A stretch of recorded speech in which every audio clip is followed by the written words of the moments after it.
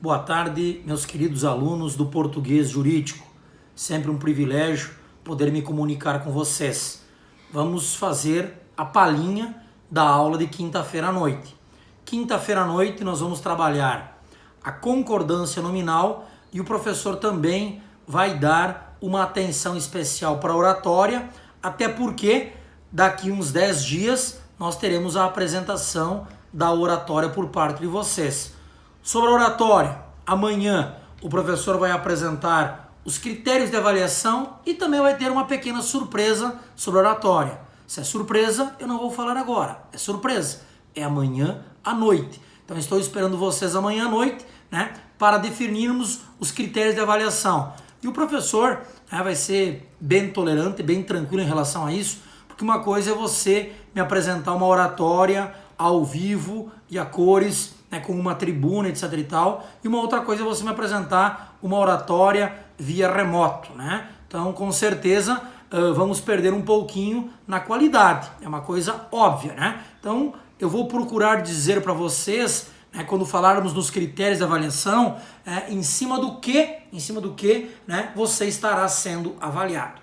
Mas, entrando na concordância nominal, eu gostaria de dizer que a concordância nominal é um conteúdo muito importante, né, para vocês, alunos do curso do Direito, futuros advogados que vão fazer muito uso da fala e muito uso da escrita, né? Eu diria que a concordância nominal é colocar os S's no lugar certo e, obviamente, observar mais algumas regrinhas.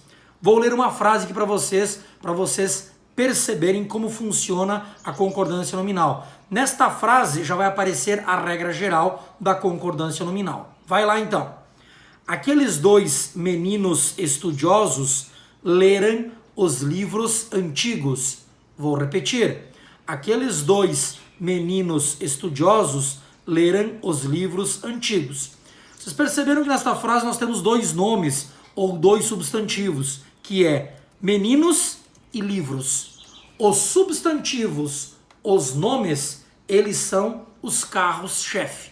Tá legal? Portanto, as palavras que estão no entorno do substantivo, essas palavras têm que concordar em gênero, número e nome. Então veja bem, aqueles é pronome, dois é numeral, estudiosos é adjetivo. Essas três palavras tiveram que concordar com meninos, que está no masculino plural. Aqueles dois meninos estudiosos. Leram é o verbo, né? Se eu tenho meninos no plural, o verbo tem que estar no plural. E aí eu tenho os livros antigos. O nome é livros. Os é artigo, antigos é adjetivo, concordando com o nome livros. Portanto, a regra é a seguinte: o artigo, o adjetivo, o pronome adjetivo e o numeral concordam em gênero e número com o nome a que se referem. Então, repetindo, o adjetivo, o pronome adjetivo, o artigo e o numeral concordam em gênero e número ao nome a que se referem.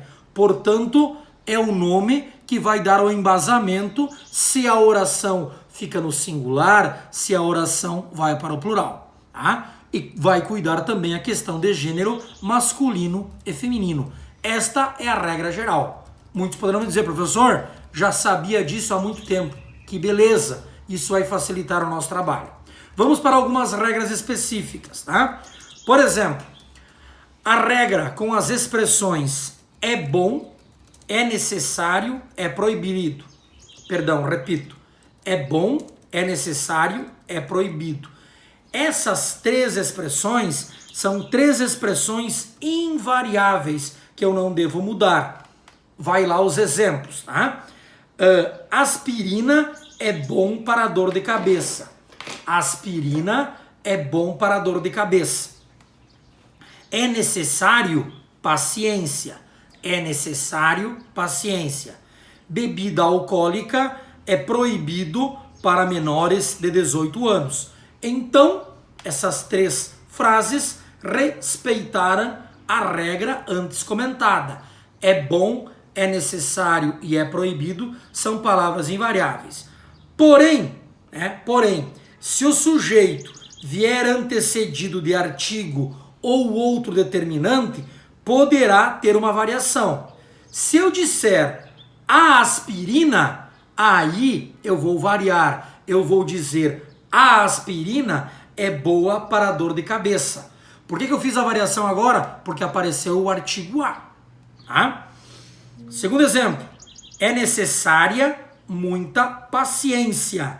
É necessária muita paciência. O que houve de variação? O muita, que é um pronome indefinido que apareceu no feminino. Tá legal? E agora, a bebida alcoólica é proibida para menores de 18 anos. A bebida alcoólica é proibida para menores de 18 anos. Eu tenho a bebida. Então, veja bem, é bom, é necessário e é proibido são invariáveis quando eu não tiver palavras determinantes. Quando eu tiver palavras determinantes, eles poderão variar. Essa palavra determinante pode ser um artigo ou pode ser um pronome. Muito bem. Uma outra regrinha interessante. As palavras anexo e incluso. Elas são palavras que funcionam como adjetivo. Se elas funcionam como adjetivo, elas sempre têm que acompanhar o nome. Então veja bem, segue anexo o livro. Tá? Seguem anexos os livros. Livros anexos. Livro anexo. Segue anexa a fotografia. A fotografia segue anexa. Seguem anexas as fotografias. Então, essas palavras anexo e incluso são palavras adjetivas e tem que concordar com o nome. Vai a seguinte situação. Vai incluso o documento. Vão inclusos os documentos. Vai inclusa a procuração. Vão inclusas as procurações. Então, incluso e anexo, palavras adjetivas, tem que concordar com o nome. Tá legal? Outras palavras que também funcionam como palavras adjetivas. Mesmo, proibido, obrigado, agradecido, grato, apenso e quite. Então essas palavras também são adjetivas. Tem que concordar com o nome. Olha os exemplos que o professor vai trazer para vocês. Ele mesmo falou, obrigado. Ela mesmo falou, obrigada. Ela, obrigada. Ele, obrigado. Ele próprio disse, agradecido. Elas próprias disseram, agradecidas. O menino ficou grato. A menina ficou grata. Os meninos ficaram gratos. As meninas ficaram gratas.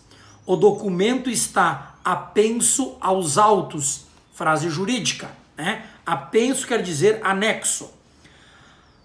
A duplicata está apensa aos autos.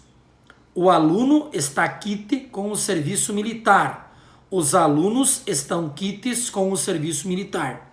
Vou fazer uma observação nessa regra dos adjetivos. Tá?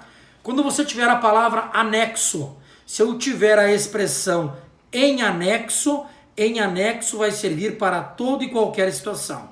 Em anexo, então, serve para toda e qualquer situação.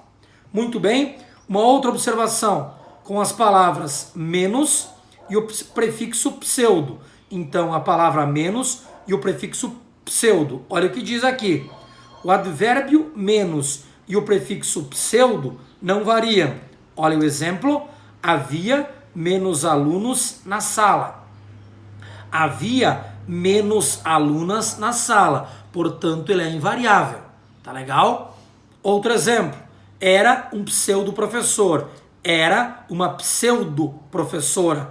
Mas pseudo e menos são termos invariáveis. Tá legal?